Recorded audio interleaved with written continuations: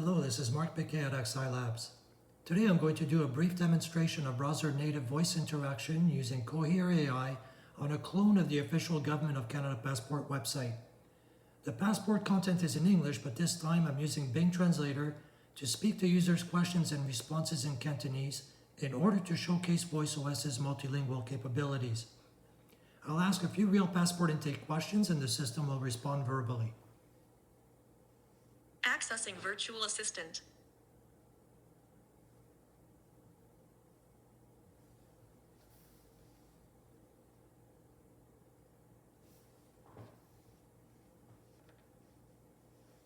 你好，你是否需要加拿大護照申請方面的協助，還是有問題想諮詢？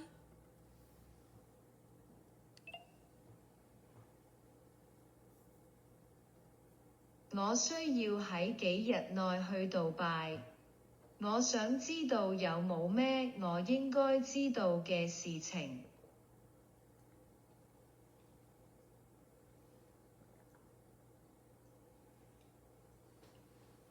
加拿大政府已對阿拉伯聯合酋長國發出旅遊警示，目前的建議是避免一切旅行。我想申請護照，麻煩你。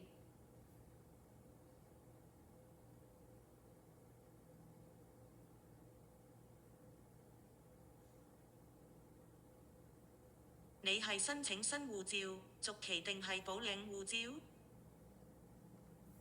一本新護照。呢本護照係屬於成人定小朋友？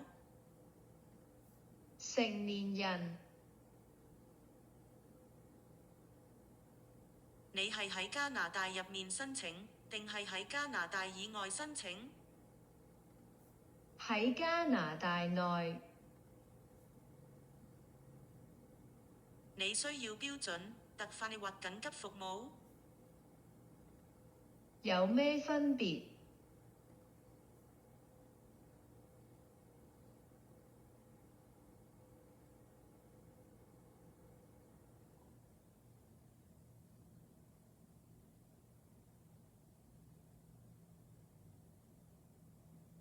標準服務為10個工作天或之後，並需額外支付$20的基本護照費用。特快服務為2至9個工作天，並需額外支付$50。緊急服務為下一個工作天結束前，並需額外支付$110。你需要哪一種服務？特快。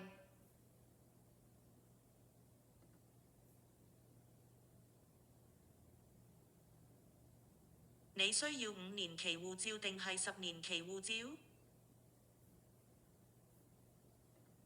？10年。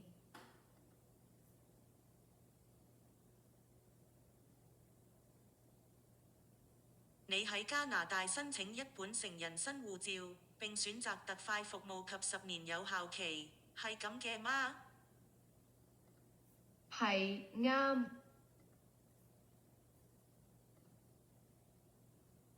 申請表格為成人護照申請表 PPT 153，你需要已填妥的申請表格、加拿大公民身份證明、輔助身份證明、2張相同的護照相片、擔保人及，如需要，推薦人。你有齊所有所需文件嗎？係，啱。